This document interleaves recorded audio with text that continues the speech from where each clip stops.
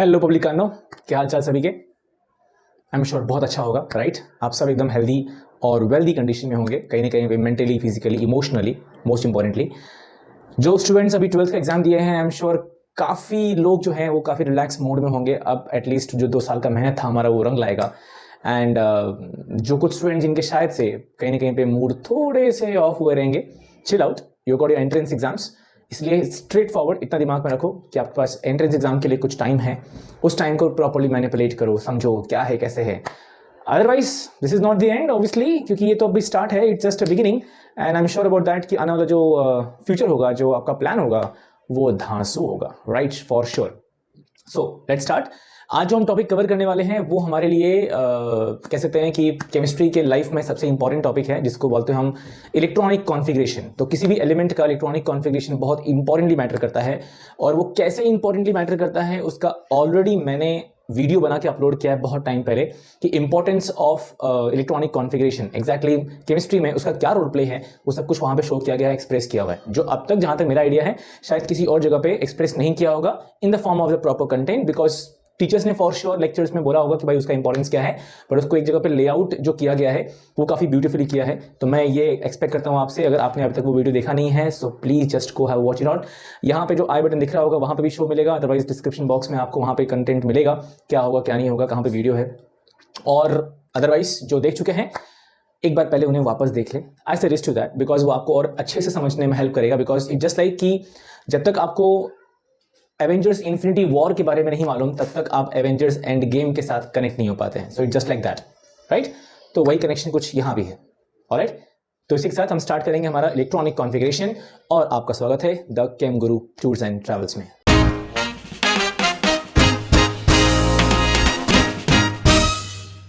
सो जो कवर करने वाले हैं वो है आपका अफबाउ प्रिंसिपल, ठीक है। One of the very important principle of chemistry. We talk about physical, inorganic, organic, anything, हर जगह पे काम आने वाला है।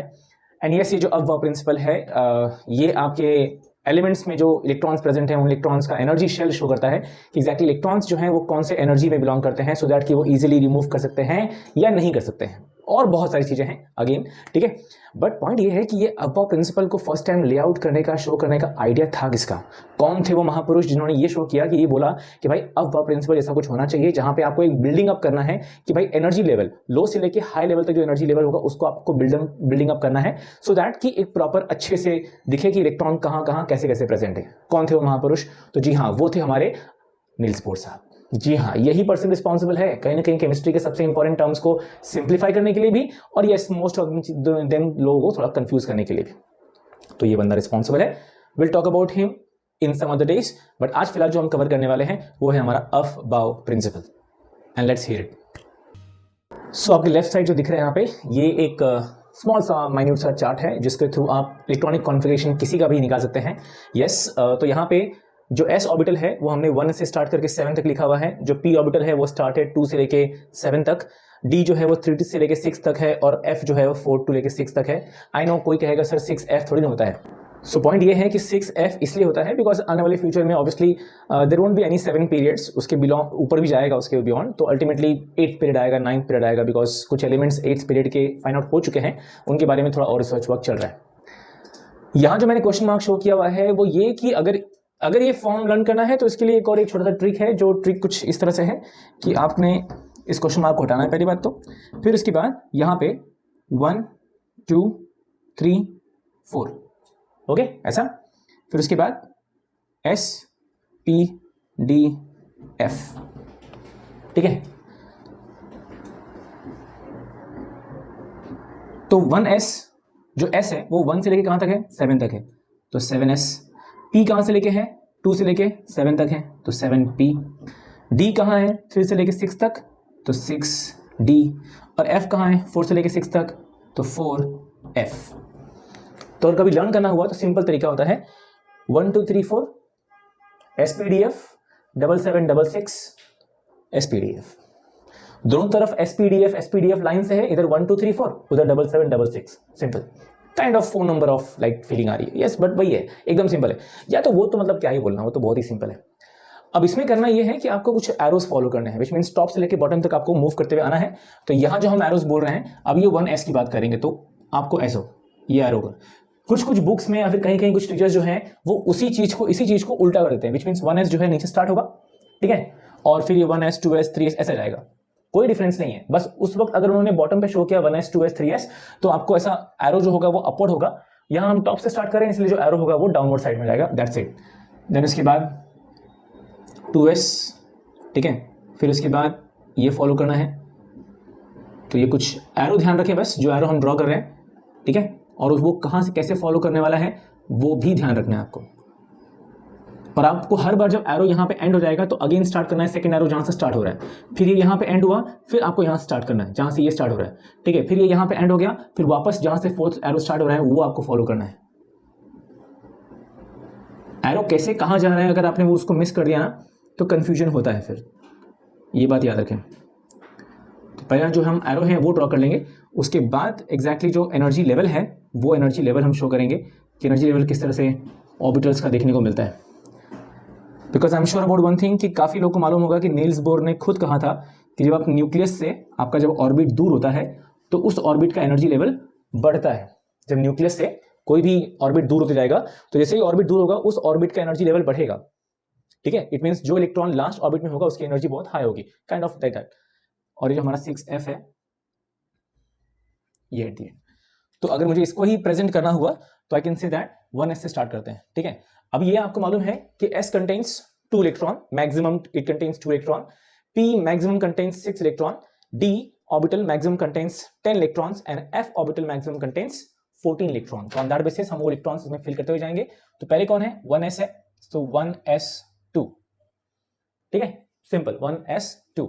उसके बाद कौन है हमारे पास 2s, तो 2s2, फिर कौन है 2p, तो 2p6, देन 3s2, तो 1s हो गया, फिर एरो यहां स्टार्ट हो रहा है 2s हो गया, फिर एरो यहां से स्टार्ट हो रहा है 2p एंड देन 3s, तो 2p, p के पास maximum 6 electrons, then 3s, s के पास मैक्सिमम 2 इलेक्ट्रॉन्स, 3s के बाद कौन है, 3s के बाद कौन है, एरो यहां स्टार्ट हो रहा है 3p है, सो 3p6, उसके बाद कौन है 4s, 4s2, after that 3d। अब d के पास मैक्सिमम 10 इलेक्ट्रॉन्स होंगे, मैक्सिमम जो भी मैक्सिमम नंबर ऑफ इलेक्ट्रॉन्स होगा आप वो फिल करोगे सो दैट कि लर्न करने में समझने में हमें इजी हो। बाकी जब आप इलेक्ट्रॉन एलिमेंट्स का इलेक्ट्रॉनिक कॉन्फ़िगरेशन निकालोगे तो कितने नंबर ऑफ इलेक्ट्रॉन्स बचे होंगे आपको वो अकॉर्डिंगली फिल करते हुए निकलना है।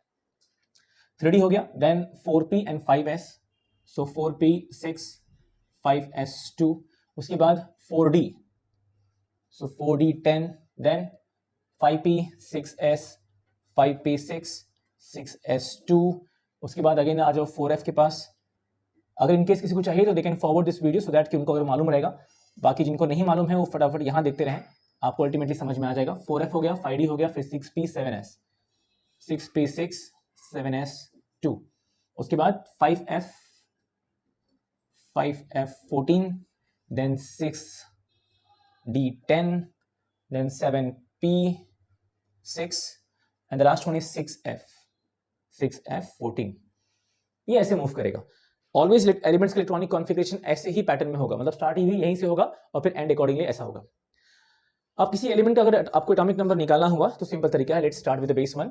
एकदम सिंपलेस्ट एलिमेंट जो है आपका एग्जांपल नंबर 1 में let's say hydrogen, atomic number 1 है, ठीक है। अब उस केस में उसके पास एक ही इलेक्ट्रॉन है, तो जो इलेक्ट्रॉनिक कॉन्फ़िगरेशन पहले कौन आएगा 1s, तो हम लिखेंगे 1s, ओके, पहले कौन आएगा 1s।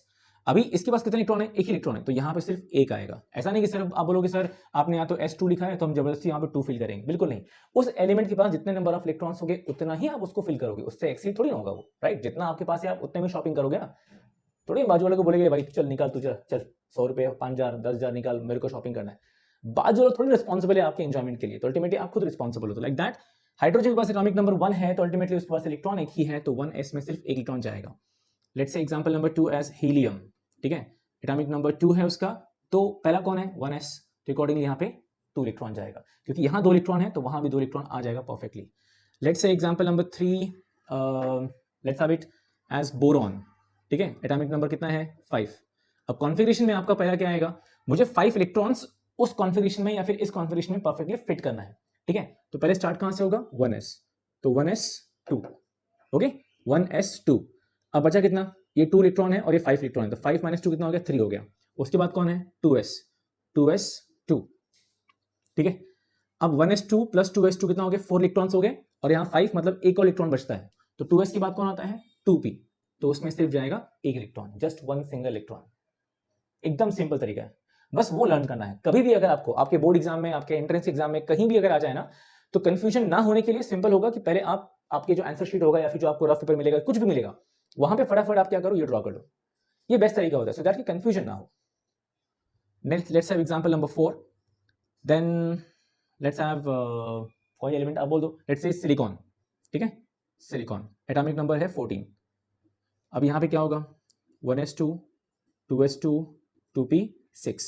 अब मैंने जल्दी क्यों लिख दिया, क्योंकि मुझे मालूम है कि यहाँ पे 14 इलेक्ट्रॉन्स, और यहाँ पे 1s2 2s2 2p6, 1s2 2s2 2p6, तो 2 + 2 + 6 कितना हो गया, 10 हो गया, और 4 बाकी हैं, तो नेक्स्ट कौन होगा, 3s2, ठीक है, 2 + 2 + 2 + 6 कितना हो गया, 12 इलेक्ट्रॉन्स हो गए, 2 और बाकी है। 3s के बाद कौन है, 3s के बाद एरो कहां से हो रहा है, 3p से स्टार्ट हो रहा है, सो 3p, और कितने इलेक्ट्रॉन्स बचे हुए हैं, 2 इलेक्ट्रॉन्स, तो आप ये दो इलेक्ट्रॉन्स यहां फिलअप करोगे, दैट्स इट, इतना ही है। बाकी जो एरो कॉमन है वो तो ठीक है, कॉमन सी बात है।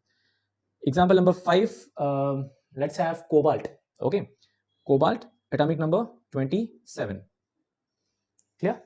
अभी एटॉमिक नंबर 27 है, आपको इससे एक्सीड करना पड़ेगा, तो स्टार्ट करते हैं। पहले 1s आएगा, 2 इलेक्ट्रॉन, फिर 2s 2 electron, then 2p 6 electrons, 3s2 3p 6, ठीक है, 3s2 हो गया, 3p, फिर यहां से एरो 3p हो गया, फिर 4s पे आते हैं, 4s2।